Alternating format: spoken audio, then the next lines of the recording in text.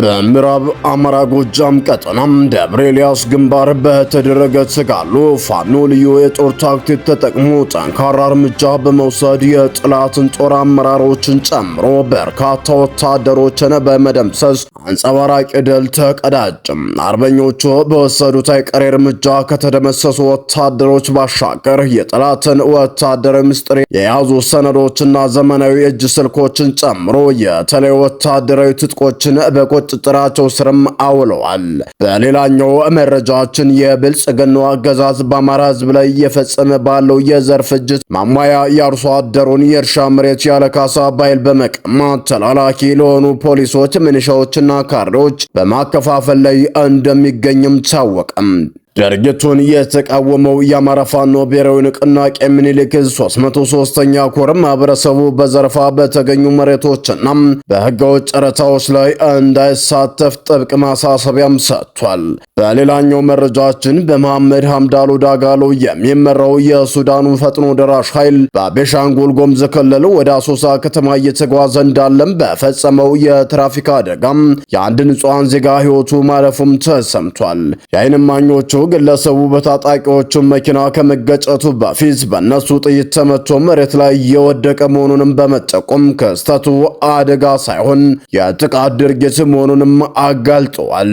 የብልጽግናው አገዛዝ ቤኒሻንጉል ጉሙዝ ክልል ለሱዳኑ የፈጥኖ ደራሽ ኃይል ለጦር ካምፕነት እንዲጠቀምበት በፈቀደው መሰረት ታጣቂዎቹ በክልሉ ህዝብ ላይ የሚፈጽሙት ዘግናኝ መከራና ስቃይ ተባብሶም ቀጥሏል።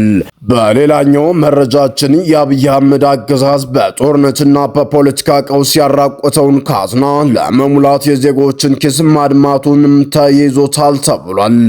አዲስ የወጣ ጥናት እንደሚያሳየው ኢትዮጵያ በምስራቅ አፍሪካ ቀጠና ከፍተኛ የገቢ ግብር በመጣል ግንባር ቀደም ላይ የተቀመጠች ሲሆን አገዛዙ የሰለጠነ የሰው ኃይልና ተቀጣሪ ሰራተኞችን እስከ 35 በመቶ በሚደርስ ከፍተኛ ታክስ በመዝረፍ አገሪቱን ለዜጎች የሲኦል ምድር ማድረጉም ተጋልጧል። አድማጭ ተመልካቾቻችን እስከ ፍጻሜው ድረስ አብራችሁን የምትሆኑ ከሆነም እነኝና ሌሎች ዝርዝር መረጃዎችንም ወደ እናንተም እናደርሳለን። ለቻናሉ አዲስ ከሆናችሁ ቻናሉን ላይክ፣ ሼር እንዲሁም ሰብስክራይብ በማድረግ ቤተሰብ ይሁኑ እያልን ቀጥታ ወዳገኘናቸው መረጃዎች አለፉኝ። በቅድሚያም በምዕራብ አማራ ጎጃም ቀጠናም ደብረ ኤልያስ ግንባር ከሌሊቱ ጀምሮ ከባድ ተጋድሎ ሲደረግም ውሏል።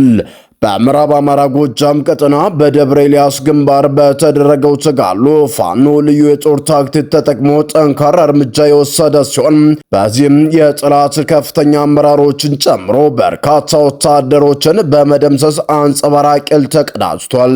በተጋድሎው ቁልፍ ወታደራዊ ስፍራዎችን በፋኖ ቁጥጥር ስር የገቡ ሲሆን ከዚህ ባሻገር የጠላት ሚስጥራዊ ሰነዶችም በጀግኖቹ እጅም ገብቷል። በአማራ ፋኖ ብሔራዊ ንቅናቄ ቴዎድሮስ 206ኛ ኮር 14ኛ ክፍለ ጦር በደብረ ኤልያስ ግንባር አበሽም ቀበሌ በመሸጉ የጠላት ሰራዊት ላይ ጥቃት ከፍተው በርካቶች በመደምሰስ አኩሪ ገድልም ሰርተዋል።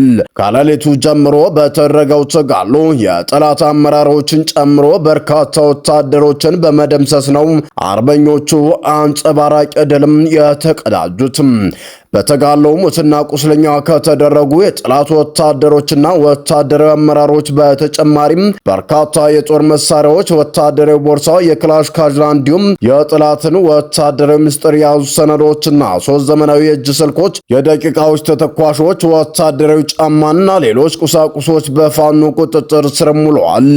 በተጨማሪም ገዢ የሆነ ወታደራዊ ስፍራ በጀግኖች ቁጥጥር ስር ውለዋል።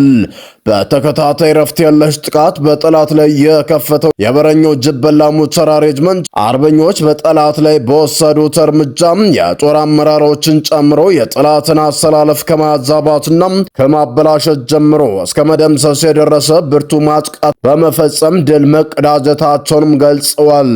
ይህ በእንዲህ እንዳለ ወደ ሌላኛው መረጃችን ስናልፍ ብልጽግና የአማራ የዘር ፍጅት ተዋሪዎችን ለማበልጸግ የአርሶ አደሩን የእርሻ መሬት ያለምንም ካሳ ክፍያም እየሸነሸነና እያደለ እንደሚገኝም ተሰምቷል። አገዛዙ እንደ ፕሮጀክት ይዞ አማራን በሀብት ንብረቱ እንዳይዝ፣ እንዲደኸይ፣ እንዲፈናቀል በሕይወት የመኖር መብቱን ተነፍጎ እየተጨፈጨፈ በሚገኝበት በዚህ ጊዜም እዚህ ፕሮጀክት ተባባሪና ግብረ አበር ለሆኑ ጥቁር አማራዎች፣ ፖሊሶች፣ ሚኒሻዎች በሰሜን ወሎ ዞን ስር የሚገኙ የላሊበላ ከተማ የላስታ ወረዳና ቦግና ወረዳ ላይ የአርሶ አደሩን መሬት ያለምንም ካሳ ክፍያ በጉልበት በመቀማት በመሸንሸን እንዳለም ታውቋል። የላሊበላ ከተማ አስተዳደር ከንቲባ ኮሚቴዎች ልዩ ቦታው እሪ በከንቱ ላይ የሚገኘው ጥብቅ የማህበረሰብ ደም ለከተማ አስተዳደሩ ፖሊሶች እንዲሰጥ ውሳኔም ያሳለፈ ሲሆን የፖሊስ አመራርና አባላቱ ደኑ ለጨረታ ወጥቶ እንዲሸጥና ገቢውን እንዲከፋፈሉ ውሳኔ ላይ መረሳቸውም ታውቋል። ላስታ ወረዳ ላይ የወረዳው መሬት አስተዳደር ኃላፊ አቶ ዳንኤል የተባለ ግለሰብ ልዩ ቦታው ሲምኖ ከወንዝ ወዲና ማዶ መለስ የሚገኙትን አርሶ አደሮችን የእርሻ መሬት የይዞታ ማረጋገጫ ደብተር በጉልበት በመቀማት ያለምንም ካሳ ክፍያ ከከተማ ልማት ባለሙያዎች በመመደብ ተለክቶና ተሸንሽኖ ያለቀ ሲሆን ለወረዳው ሚኒሻዎች፣ ፖሊሶችና የብልጽግና ካድሬዎች ለመስጠት እንደተዘጋጀም ነው የታወቀው። ቡግና ወረዳ ኢና ኢየሱስ ከተማ ዙሪያው ላይ ከእንስሳት ማደሪያ በስተግራ በኩልም ከአቶ ገናን ቤት በስተቀኝ በኩል ከወርቅ ጣውላ ቤት ፊት ለፊት ወንጠፍቶ መድኃኔዓለም ቤተክርስቲያን መሰረተ ድንጋይ ፊት ለፊት ወንጠፍቶ ፈንታጉ ጎሚስታ አካባቢ የሚገኙ መሬቶችን በጨረታ ለሽያጭ የቀረቡ መሆናቸውንም ከኢዮብና ዘርጋው መታሰቢያ አጠቃላይ ትምህርት ቤት በስተጀርባ ያሉ የአርሶ አደሮች እርሻ መሬት በመቀማት አገዛዙ ብልጽግና ለወረዳው ሚኒሻና ፖሊሶች መስጠቱም ተደርሶበታል። በመጨረሻም ከማህበረሰቡና አርሶ አደሩ ብልጽግና በዝርፊያ የተወሰደው ለጨረታ የቀረቡ መሬቶችና ጥብቅ የማህበረሰብ ደን እንዲሁም ተሸንሽነው ያለምንም ካሳ ክፍያ የተሰጡ ቦታዎች ላይ ማናቸውም ማህበረሰብ ጨረታ ላይ እንዳይሳተፍ እንዳይገዛ ተሸንሽነው የተሰጡ ቦታዎችን ማህበረሰቡ ገዝቶ እንዳይገኝ ሰኔ 4 ቀን 2018 ዓ.ም የምዕራብ ፋኖ ብሔራዊ ንቅናቄ ወላ ቤት አማራ ሚኒሊክ 303ኛ ሳምነው ጽጌ የኮር ጥብቅ መልእክቱንም አስተላልፏል። መረጃዎቻችን እንደቀጠሉ ናቸው። የጀግናው ክቡር ሰማዕታት አርበኛ አበባው ሰለሞን አንደኛ ዓመት መታሰቢያ መርሃ ግብር በትናንትናው ዕለትም ተካሂዷል። በመርሃ ግብሩ ላይ የጀግናው በጦር ሜዳ ላይ የነበረውን ተጋድሎ፣ የላቀ የፖለቲካ ብስለትና በትግሉ ውስጥ የነበረውን የፊት አውራሪነት ሚናም በሰፊው ተዘክሯል። በዚህ የሰማዕቱ አርበኛ አበባው ሰለሞን የክብር መታሰቢያ ዕለት ላይ በምዕራብ ፋኖ ብሔራዊ ንቅናቄ ከፍተኛ አመራሮች እንዲሁም የሸዋ ጠቅላይ ግዛት አሳምነው ዝናም የአፄ ዘርዓ ያዕቆብ ኮር አመራሮች የተገኙ ሲሆን የአፄ ይኩኖ አምላክ ጦር የሰራዊት አባላትም በፕሮግራም ታድመዋል። በመድረክ ላይ በመገኘት ንግግር ያደረገው በምዕራብ ፋኖ ብሔራዊ ንቅናቄ ወጣት ወታደር ቃል አቀባይ አበበ ምራቱ ለአርበኛ አበባው ሰለሞን ያለውን ጥልቅ አክብሮትና የትግል አጋርነት በመግለጽ ለተሰበሰቡ አመራሮችና የሰራዊት አባላት ብርቱ የተጋድሎ መልእክትም አስተላልፈዋል። ጀግኖቻችን በአካል ቢለዩንም አልሞቱም፣ ህዝባቸውንም ከጭቆናና ከበደል ነጻ ለማውጣት በሰሩት ታሪክና በከፈሉት የክብር መስዋዕትነት ሁሌም በልባችን እየሆነው ይኖራሉ ብለዋል። አርበኛው አክሎም አሁን ስላለው የትግል ምዕራፍና ታሪካዊ ኃላፊነት ሲያብራራም እኛ ዛሬ በሕይወት ያለነው አመራሮቻችንና ተገዮቻችን እነሱ የተሰውለትን ታላቅና ቅዱስ ዓላማ ከዳር ለማድረስ ቃላችንን የምናድስበት ዕለት ነው ብለዋል። ለአማራ ሕዝብ ህልውና መብት ስንል የማይነካ ነፍሳችንን ለመስጠት ምንጊዜም ዝግጁ መሆን አለብን በማለትም የቁርጠኝነት ጥሪም አቅርበዋል። ይህ በእንዲህ እንዳለ ወደ አሶሳ ከተማ ሲጓዝ የነበረ የሱዳኑ ፈጥኖ ደራሽ ኃይል ባደረሰው የትራፊክ አደጋ የንጹሃን ሕይወትም ቀጠፈም። በማምር ሐምዳሎ ዳጋሎ የሚመራው የሱዳኑ ፈጥኖ ደራሽ ኃይል በቤኒሻንጉል ጉሙዝ ክልል ባደረሰው የትራፊክ አደጋ የአንድ ሕይወት ማለፉም ታውቋል። በትናንትናው ዕለት ከኦሮሞ ወረዳ ጉዳሳ ከተማ በተሽከርካሪ ተጭኖ ሲጓዝ የነበረ የሱዳኑ ፈጥኖ ደራሽ ኃይል በቤኒሻንጉል ጉሙዝ ክልል ከኦሮሞ ወረዳ ጸሬ ቀበሌ አካባቢ ባደረሰው የትራፊክ አደጋ የአንድ ሰው ሕይወትም ማለፉ ተሰምቷል። የክስተቱ አፈጻጸም ግን ከተራ ትራፊክ አደጋ የተለየ ጥርጣሬም ፈጥሯል ተብሏል።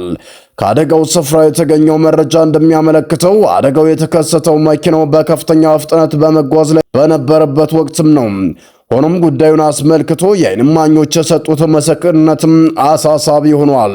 አንድ ስማቸው እንዳይጠቀስ የፈለጉ የዓይን እማኝ እንደገለጹት ሰውየው በመኪና አደጋ ከመገጨቱ በፊት በጥይት ተመቶ መሬት ላይ የወደቀ ነበርም ተብሏል። መኪናውን የገጨው ሰውየም በጥይት ተመቶ የወደቀበትን ቦታ ነው ሲሉ ክስተቱ ከትራፊክ አደጋነት ያለፈ የጥቃት ድርጊት መሆኑም ጠቁሟል። የብልጽግናው አገዛዝ ቤኒሻንጉል ጉሙዝ ክልል ለሱዳኑ ፈጥኖ ደራሽ ኃይል ለጦር ካምፕነት እንዲጠቀም በፈቀደበት መሰረት ታጣቂዎቹ በክልሉ ሕዝብ ላይ የሚፈጽሙ ዘግናኝና መከራ ስቃይ ተባብሶም ቀጥሏል። ሰላም ጤና ይስጥልን። የተወደዳችሁና የተከበራችሁ የሚዲያችን ቤተሰቦች ለሰዓቱ የነበሩን መረጃዎች እነዚህን ይመስሉ ነበር። በሌላ መረጃዎች እስከምንገናኝ በያላችሁበት ሰላም ቆዩልን።